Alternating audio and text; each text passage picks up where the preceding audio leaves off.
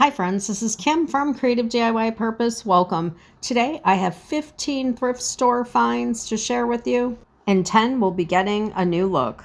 So before we begin today's 10 thrifted makeovers and our Treasure Treasure project, I'd like to thank my friends over at Skillshare for sponsoring today's video. I have a lot to share with you today, so come on, let's get started. I purchased this wicker metal basket for $4.99 at my local thrift store. And after I cleaned it and let it dry, I applied 2 coats of white chalk paint. And the mixture that I'm applying on here is just watered down acrylic chalk paint.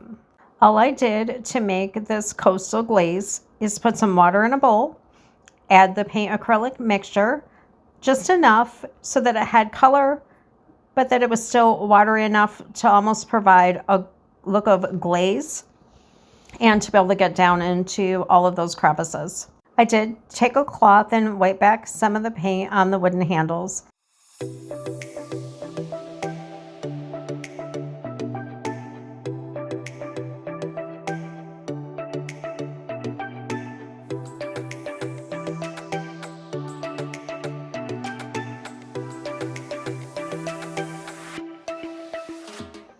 So for the next project, I paid $4.99 for this 2-piece wooden planter.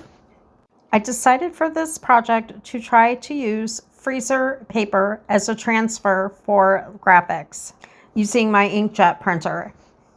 So just like the project before, this one had 2 coats of white chalk paint, and I'm applying some of that blue glaze to the front and back of the holder, and I apply some to the handle as well. I went into canva.com, typed out my words, did them in a reverse image, and printed them using freezer paper and my inkjet printer. I definitely could have chosen a wider font, but I was happy with the way that this came out for my first try. Another option, if yours does come out too light, you can always go over it with one of the paint markers to make it darker. But I think the lighter appearance really flows well with this coastal theme. In the next project, I'm going to share with you some tips and tricks that I learned using the freezer paper. But first, I'd like to introduce you to Skillshare. If you'd like to expand your creative talents, you're going to want to check out what Skillshare has to offer. Skillshare is an online community that promotes creativity and learning by offering thousands of classes on topics including illustration, design, photography, video, writing, and much more. You can take classes to level up your current skills, like I am with Blogging Classes by Teresa Christine, or take classes to relax and learn something new, like my daughter and I did together, taking water painting classes from Yasmina Creates. I highly recommend both of these instructors and their classes. Skillshare is easy to access, easy to use. You can take the classes anywhere and anytime that you choose. And if you click on the link in my description box below, the first 1,000 people will get to try Skillshare for 1 month for free. So give it a try. Let me know how you like it, and I'll share an update with you next month. The brand that I'm using is Reynolds Kitchen plastic coated freezer paper. It comes on a roll. This will probably last me a lifetime, but I'm hoping to find other projects that I can use with it. So because it comes on a roll, I want to cut them out, some sheets of cardstock, cut out the freezer paper with the shiny side up, and just scotch taped along the edges. I did send a few sheets through the printer without the cardstock, and for a couple times it worked perfect. But then the ink did smear on one of them, and then it jammed, and I just figured it was a lot less stressful to just do it this way, and I haven't had a problem since. One thing that makes the freezer paper very nice is after you are done using the images, just wipe it off with a paper towel or a clean cloth. This sheet I've actually used quite a few times. I purchased this small metal tray for $2. I applied 2 coats of the white paint and then 2 coats of that watered down blue glaze. I like how it has that watercolored appearance. While the tray was drying, I found an image of a seashell on canva.com, and I printed it out on the freezer paper and you print it out on the shiny side. You have to be careful because the ink is sitting right on top of the shiny surface. So you definitely want to make sure you don't touch it. And when you place it down on your project, you don't want to move it. It's very similar to using an ink stamp in the fact that you want to apply even pressure. However, you don't want to apply too much pressure or that can cause the ink to bleed. This piece did have a lot of texture due to the chalk paint, so it took a little bit longer than the last project.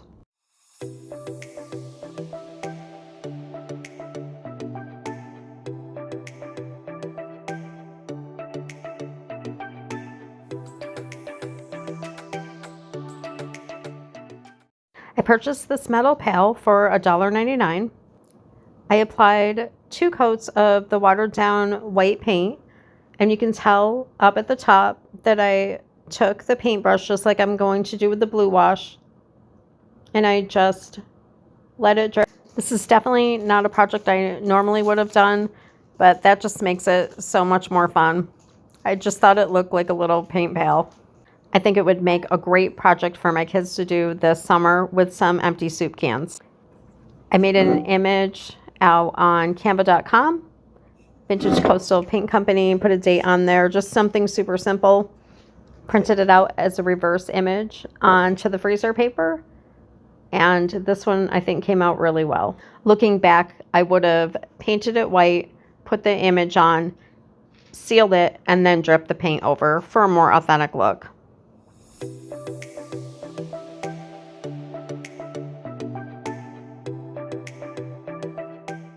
don't know about you, but I never pass up the opportunity to buy some of these cute little terracotta pots. Here I applied both of the paint mixtures, watered down, and then I wiped some of it back just so it would have a nice faded look.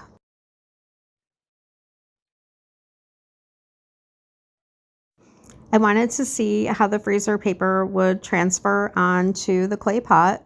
So I found this turtle image on canva.com and I sized it to fit the pot and printed it up on the shiny side. So this is the second time that I am applying using this image. The first time that I did it is on the other side of the pot, and I'll show you that in just a minute. I wanted to see if there was enough ink left so that you could get 2 transfers per printed image. And it worked. And it has almost a distressed look, and now I'll show you guys that was the first impression of it. So that's really neat. And if you choose to seal it, just wait for the ink to make sure that it's completely dry.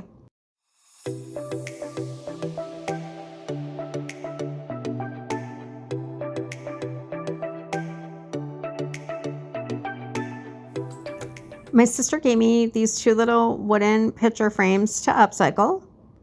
So I took them apart and applied 2 coats of the white paint, and then I did the blue wash over the top of it, and I found a scrap of this fabric and I thought it definitely had a beautiful beachy feel to it. It almost looks like there's flecks of sand inside.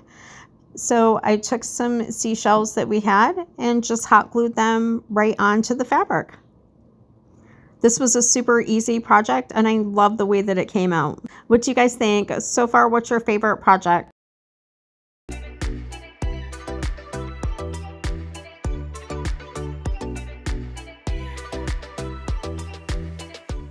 wanted to share with you real quick the 5 items that I'm not going to touch. I'm going to list them as is. The very first one is just this. I love this. Just a white gravy bowl. Love how white it is. I actually have a couple white pitchers very similar to this from Onondaga Pottery, I think, and Syracuse, China. I love this shamrock plate, and this is from Taylor Smith Taylor. Little vintage plate. I thought that was sweet. I'm a little late listing it for St. Patrick's Day, but better late than never. And then this little creamer is vintage as well.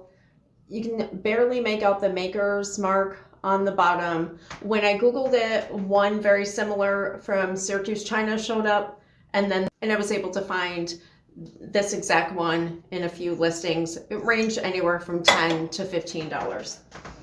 This item here, I believe, is handmade. Little pitcher and bowl. I thought it was super sweet. It's got that shabby rose and cottagecore vibe. I wanted to paint it, but thought that I would list it to see if someone loved it. It's the way that it is. And that is it. So someone gave me this metal vase for free. She thought that I could repurpose it. And I love the detail on the front of it, but it is jam-packed loaded with styrofoam and it's all glued, and this was a hot mess.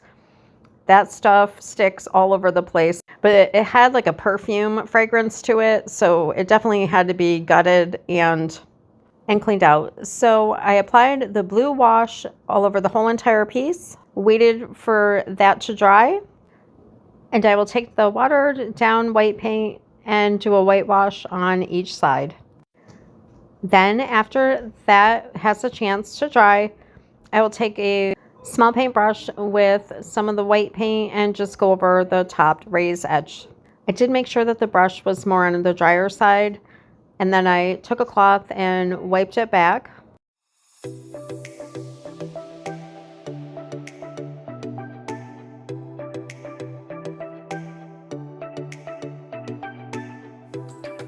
So when I'm out thrifting, I'm always looking for other signs because you figure they're already pre-cut, and that's one less step. So I believe that this one was $1.99. It's got a little bit of water damage on the back, but it's just on the surface and I was able to sand it off. So I did the same technique, applied 2 coats of the white paint and then did the blue wash over it. I was going to do a second coat, but I loved the way that that came out. So I'm going to attempt to place words on here and hopefully get them even. I accidentally printed all of the words on to one sheet of paper and then wasn't thinking cut the sheet of paper, so I won't be able to use this to print out on again, but we can definitely use it for another project after I wipe the ink off. As long as you're holding onto the paper firmly, you can lightly lift it up as long as you hold on to part of it, and you can look to make sure that your ink is turning out as dark as you want. See right there, it wasn't. And I'm just using my fingertips to go back around it, just like you would an ink stamp.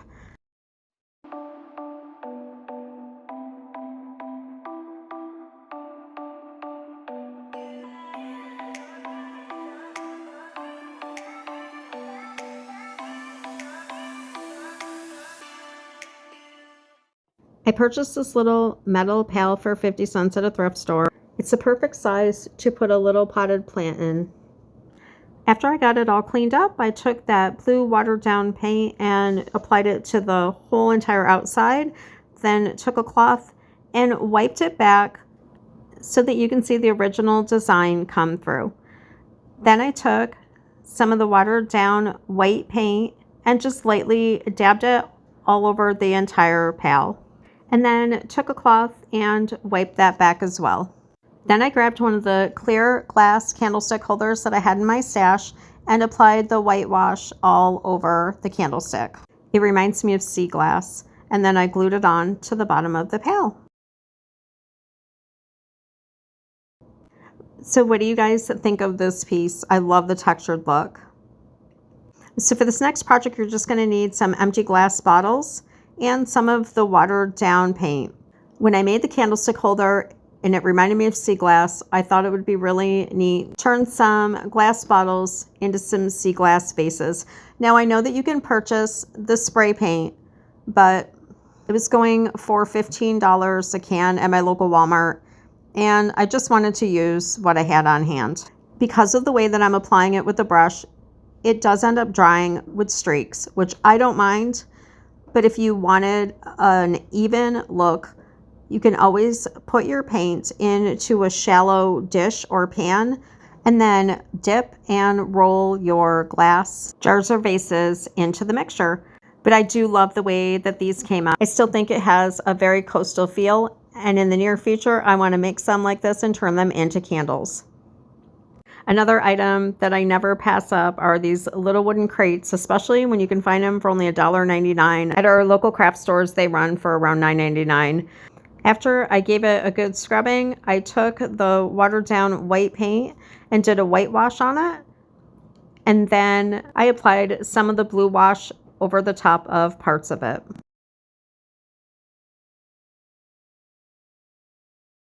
If I found that my mixture was a little too watered down, I just took a cloth and wiped it down. Once the paint had a chance to dry, I did take my cordless sander and ran it over all of the edges. I wanted this to have a very distressed look. I wanted to sand it enough where the original color of the wood would come through and it would have the look of driftwood.